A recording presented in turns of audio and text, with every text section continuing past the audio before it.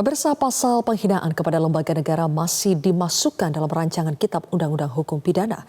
Nasdem mengusulkan agar frasa penghinaan dibatasi menjadi fitnah karena kata penghinaan bisa disalahgunakan.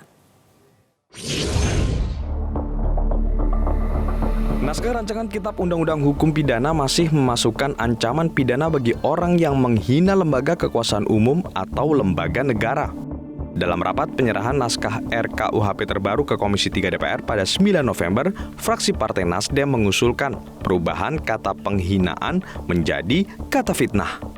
Menurut saya, pasal-pasal terkait penghinaan terhadap lembaga negara dan penguasa umum dalam RKUHP akan berpotensi menjadi masalah apabila tidak kita berikan batasan yang ketat. Karena itu dalam rapat Komisi 3 dengan pemerintah pada tanggal 9 November kemarin, saya menyampaikan masukan agar frasa penghinaan dalam pasal-pasal tersebut diubah atau dibatasi menjadi frasa fitnah, yakni tuduhan yang diketahuinya tidak benar. Sehingga pembuktiannya bisa dilakukan dengan ukuran yang objektif. Kalau masih menggunakan frasa penghinaan, maka ukurannya akan menjadi subjektif, sehingga dapat disalahgunakan untuk kepentingan penguasa yang anti kritik.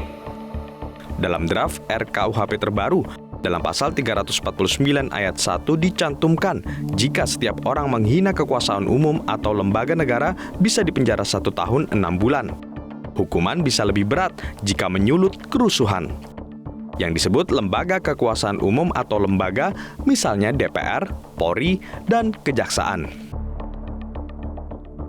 Menurut anggota Komisi 3 DPR RI Taufik Basari, frase fitnah lebih terukur dan bisa diuji dibandingkan dengan istilah penghinaan.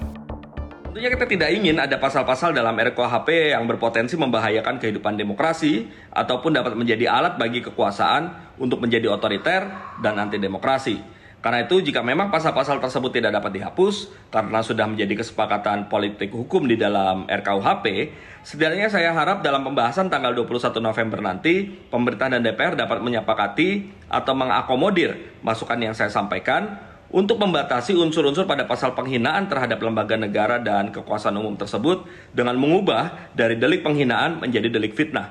Sehingga memang pembuktiannya nanti akan lebih objektif dengan batasan-batasan yang ketat. Rapat antara pemerintah dengan Komisi 3 DPR dilanjutkan pada 21 dan 22 November dengan didahului diskusi publik terhadap naskah RKUHP terbaru. Tim Liputan Metro TV.